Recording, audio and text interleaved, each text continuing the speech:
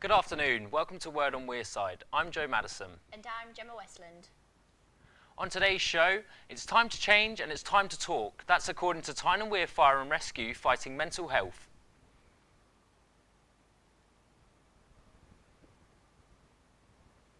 Sunderland celebrates Chinese New Year and Beyonce's World Tour will be touching down at the Stadium of Light. But first, over to Washington. Tyne and Wear Fire and Rescue have become the first service in the Northeast to sign the Blue Light campaign. The pledge is headed by national charity Mind with the aim to tackle not only fires but mental health issues. With 87% of the emergency service personnel living with mental health difficulties, Chief Fire Officer Tom Capling said this campaign is needed. It's time to change and it's time to talk. Tyne and Wear Fire and Rescue Service are fighting more than just fires. Today the teams celebrate becoming the first emergency service in the Northeast to sign the Blue Light campaign as the battle continues to fight the stigma around mental health. But what is this stigma? While firefighters continue to save us, sometimes it is themselves who need to be saved. Chief Fire Officer Tom Capling is delighted to be at the forefront of the new pledge. Ultimately, it's about trying to work against the stigma that's associated with mental health, putting things in place so that anybody that experiences poor mental health can actually access support.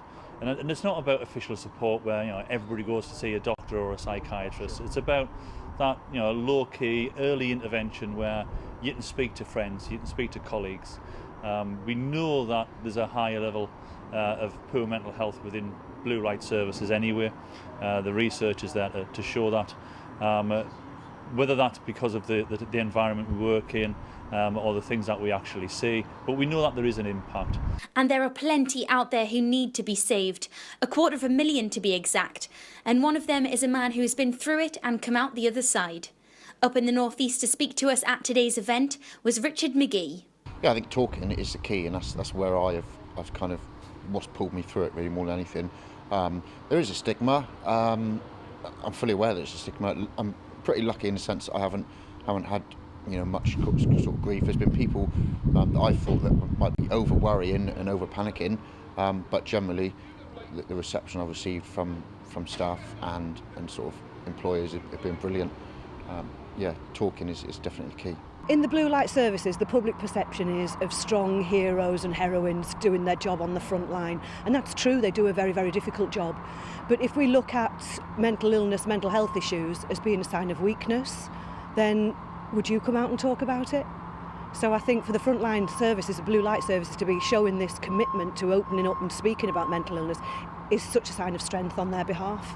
So, with 87% of emergency service personnel in the Northeast living with mental health issues, the question has to be raised. Why has action not been taken sooner? Some excellent work's being done, some fantastic work. But now that it's being joined up by the national thing of Mind, then it's a great opportunity for all of the blue light to learn from each other, to learn from the good work that has been done in the past, but then to share that and actually move on. With the initiative launched, now we wait to see if the Blue Light campaign will give the green light to fight against mental health. Bethany Elsey, Made in Tyne and Wear. Prisons across the Northeast are set to be affected by UK-wide reforms announced today. David Cameron suggested changes including allowing minor offenders out on electronic tag for 5 days of the week. Megan Gorman spoke to the Prison Reforms Trust. My name is Mark Day. I'm Head of Policy and Communications at the Prison Reform Trust. Today, David Cameron, the Prime Minister, has announced that prison reform is going to be a key priority for his government. He's making the first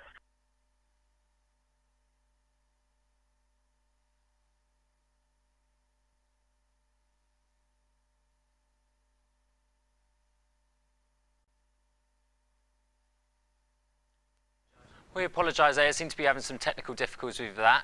Moving on to our next story though, Northumbria Police have launched their campaign for the Hate Crime Awareness Week. The campaign is designed to get people talking about what hate crime is and what people can do if they've been affected by a hate crime.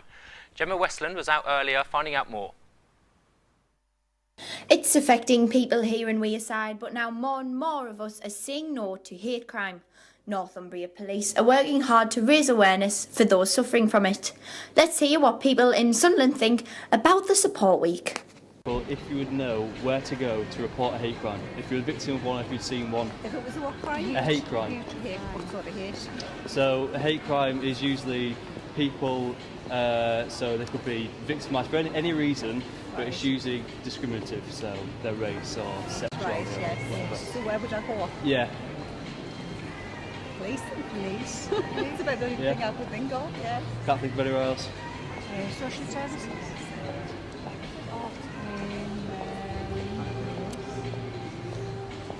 Tell me, husband, you'd sort them out. Brilliant, thank you. If they were like a victim of hate crime.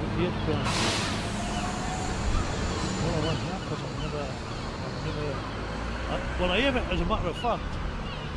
Years and years ago, it's about work. And you know where I come from? 12 mile on the road. Really? Newcastle, So, have you ever... No, what it is I answered the phone for a job, and the man says on the end of the phone, "Where are you from?" I guess Sunderland. And he just planked the phone down. No way.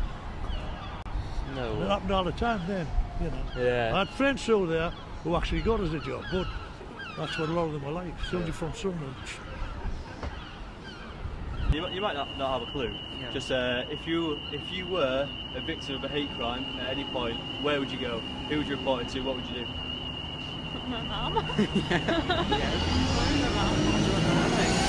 Not know anywhere else, like anywhere, like places to go. Just cry to my mum. No, it's fine. Sunderland hosted its own Chinese New Year celebrations in Keele Square yesterday. The Year of the Monkey was brought in incredible fashion. Sophie Dishman and James Hamilton reports.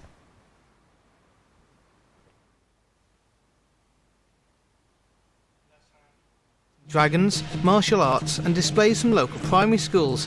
Ken Dunbar is Chief Executive of Sunderland Bid. Chinese New Year, well, it means yet another new year on the calendar to celebrate. Okay, so there's nothing like celebrating New Year. And if you could have one every month, we'd have a celebration every month. And there are actually quite a few New Years over the course of the year from different cultures and different religions. So Chinese New Year for me is a celebration of great food, great culture, great entertainment.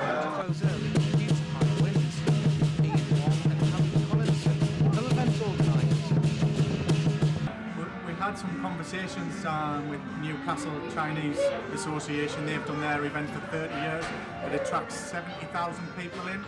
We think of Wearside culture, very diverse culture, great Chinese community, lots of students. And let's start with one in Sunderland. They have in 30th year. That's what propelled us to do this first year. Due to the high popularity of the event, organisers expect it to run bigger and better next year, hopefully with a little less wind. Queen Bee Beyonce has rolled out the dates for her world tour. One of the venues on the list is our very own Stadium of Light. Talking to fans in Sunderland was Jack Skinner and Dominic James. All the single ladies, all the single ladies, all the single ladies, all the single ladies, all the single ladies, all the single ladies, all the single ladies. Now put your hands up in the club. Just broke up. I'm doing my own little thing. Wearside today have been practicing their Beyonce moves after the pop star announced that she will be starting her European tour here in Sunderland. We've been getting your reaction about the news today. I'm excited that Beyonce's coming to Sunderland. I can't wait. Will you be buying tickets? I will be, aye. Go out next week and Yeah. Tuesday will you be coming outside the Stadium Live? Definitely.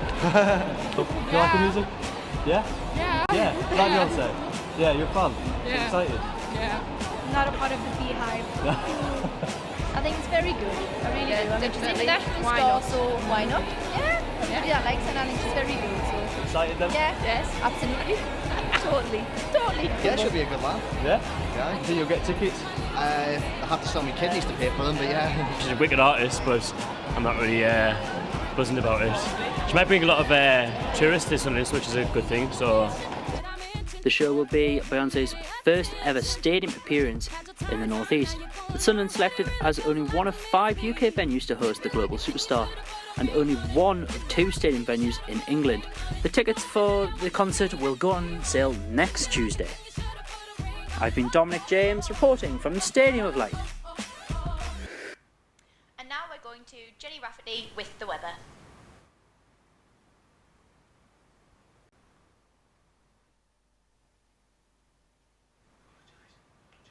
Sorry, we seem to be having some further technical difficulties there. That's it from us today. For more stories, visit us at sr-news.com. Or follow us on Facebook or Twitter at Word on Wearside. Goodbye. Bye.